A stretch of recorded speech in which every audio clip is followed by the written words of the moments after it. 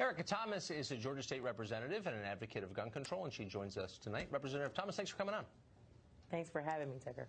So what do you think would happen if we tried to confiscate so-called assault weapons from law-abiding Americans? How would people respond? Well, I think yes, it's about how people will respond. But let's look at what happened back in 1994 when we had a ban on assault rifles. When mass shootings went down by 43%. That is what we want to happen. We want mass shootings to go down, and I think that's the most important point in this matter. But didn't Columbine take place during the assault weapons ban, and didn't the overall death by gun, the homicide rate with firearms, remain unchanged? Oh, no. I mean, you're right. You're totally right about the Columbine situation. But you know what? 43% does not account for all. I said 43% went down. And think about No, but I don't. Just as a factual matter, the Clinton Justice Department was required by the law to study its effects. And so we have a conclusive answer to this question. And the death rate by firearms did not decline over that 10-year period. So statistically, no lives were saved. I mean, that's the conclusion of the DOJ. Doesn't that give you pause? No, it doesn't give me pause. When I think about in 2004, when Congress lifted that ban and mass shootings went up by over 200%. So those are the numbers. We're talking about the numbers. Those are the numbers. Mass shootings went up. So yeah, you might be right about numbers, but when we talk about numbers, it went up. Those are the numbers. Yeah, but the murder rate didn't move at all. But what do you think would okay, those are the numbers. What do you think would happen if law enforcement, pushed by Democratic politicians, tried to take the guns from law-abiding Americans? What do you think the effect would be? Well, you know, I'm not talking about taking guns from law-abiding citizens. I'm talking about a ban on assault rifles. We are not trying to promote a militia. What war are we going at that we need assault rifles? Yes, okay, protect the citizens, protect your Second Amendment rights, but not assault rifles. I mean, I don't want to argue with you, but here's the legislation that you supported in Georgia. The last assault weapons ban Democrats in your state pushed, and I'm quoting from the legislation right here. The Georgia Bureau of Investigations shall seize and take possession of any assault weapon, large capacity magazine, armor-piercer bullet, or incendiary 50 caliber bullet. Shall seize and take possession of. That's not voluntary, that's mandatory. So you've got hundreds of thousands of people in your state who own weapons that you say are assault weapons. Are you worried that someone might get killed if law enforcement comes, you've done nothing wrong, and so we're taking your gun away, whether you like it or not? What do you think would happen? I mean, it's worth thinking that through, since you're supporting a law that would call for it, don't you think?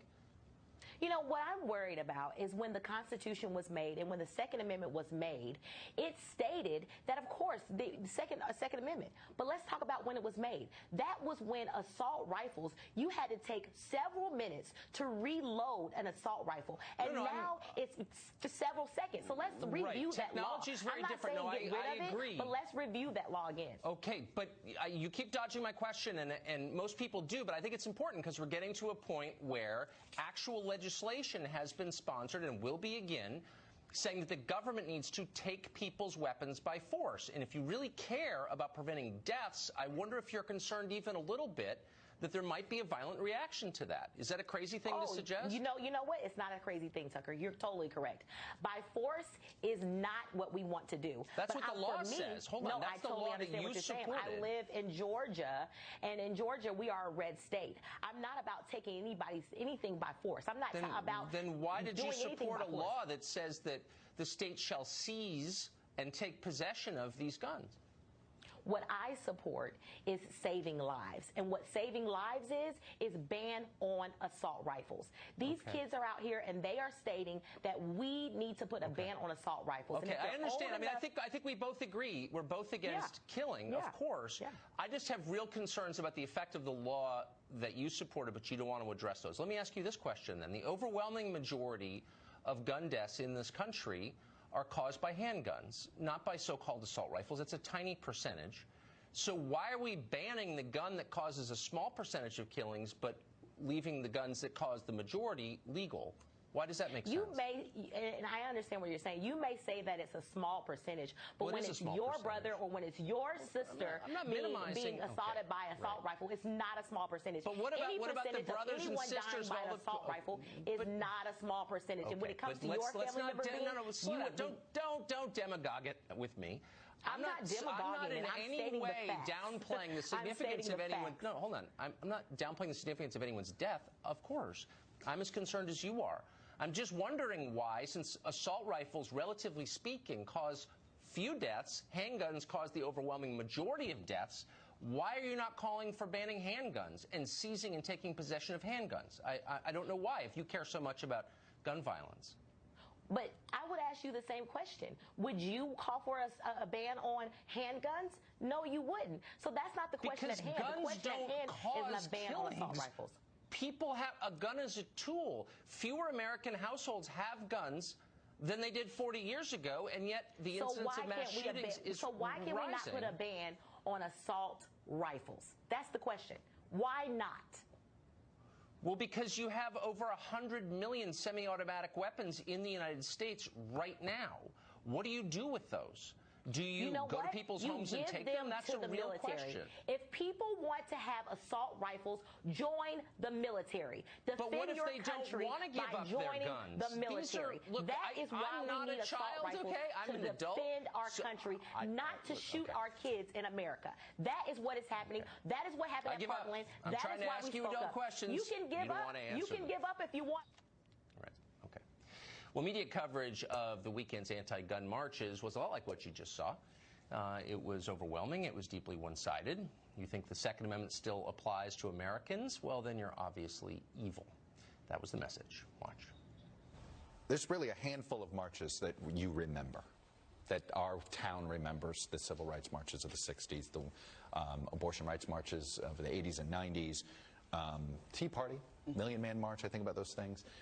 This is right up there. The wheels of change are happening, and I'm getting chills just having this conversation just north of the National Mall, where women's suffrage started and civil rights. I think they'll exceed the 500,000, but whatever the number, the makeup and the content of it is something that this nation has never seen. This is an awe-inspiring moment.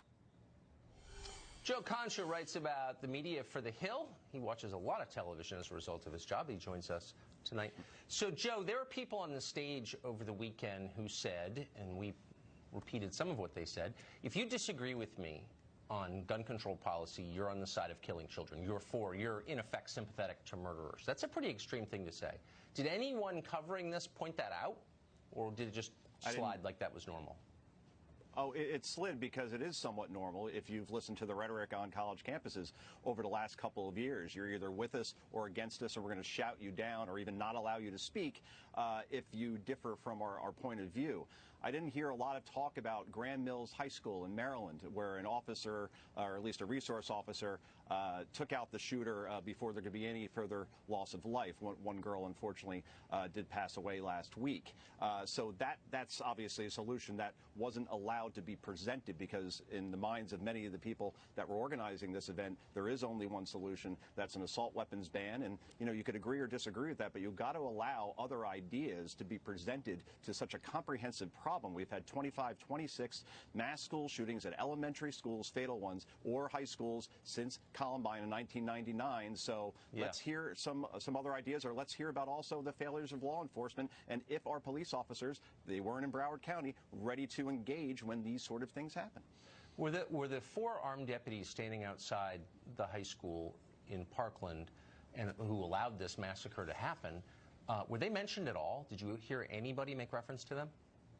I didn't really see that. I saw a lot of David Hogg, who, when he first came onto the scene, Tucker, and I saw him on my television, I tweeted out how impressed I was in terms of how articulate and intelligent and composed he was. I said, that's going to be a big star in this business. And since then, he's gone a bit off the rails, and no journalists have actually challenged him. Let me give you an example. Quote, he told this to Fox News at the rally over the weekend: "We want this to be a community discussion. We can't have debates between Republicans and Democrats. We need to have a discussion as Americans. Okay, that's fair enough. But just a couple of weeks ago, he was on Bill Maher's show bragging that he hung up on the White House and he said, look, we don't need to listen to President Trump. The White House had called to invite him to, ironically, a listening session. We don't need to listen to President Trump. President Trump needs to listen to the screams of the children and the screams of this nation, which is why, you know, he held a listening session at the White House. Okay, so you're not going to attend the listening session, but you're telling us that we have to listen to each other. So I'd like to see journalists more when he wants to be treated as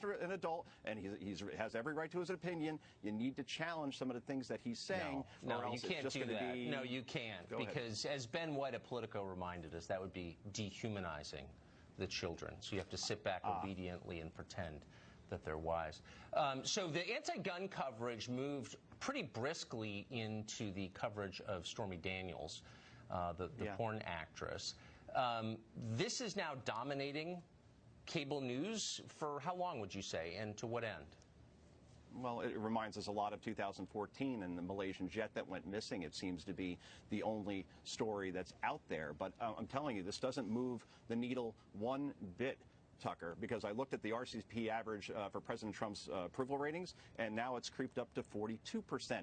Fox News had a poll out, he's at 45. CNN has him at its highest in 11 months, 42. So if this is so damaging and it's such an important story, it appears to be having the same kind of boomerang effect that perhaps happened with President Clinton, where people are saying, you know what, presidents have had consensual relationships, affairs going back to Eisenhower, Kennedy, Johnson, Bush 41, Clinton. They've either been accused of having affairs or they actually had them. And with Donald Trump, people know what they got. They got a thrice married guy, New York City, who was in the tabloids on a regular basis, New York Post, Daily News. I grew up here. Trust me, I read about him. And there's nothing to see here as far as Trump supporters are concerned. You cover TV. Yeah, I don't think they're too surprised. You cover TV. You know the people who work in our business. Do you think they're in a good place to lecture the rest of the country about personal moral standards? Do you think they're the people to be giving that lecture? Just kind of throwing that out there. Based on what I've seen in this business, we're probably some of the last people, with some exceptions, of course, to be talking about that. But one more point, and I know you got to go. Anderson Cooper conducted this interview, and I thought he did a pretty good job. But the optics going into it, and I asked your producers to grab this photo.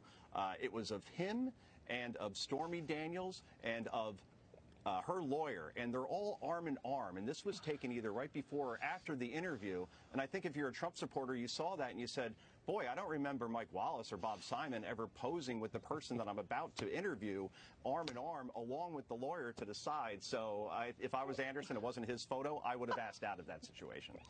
Hilarious. Joe, thank you. Good to see you. Oh, sure. No problem. See you soon.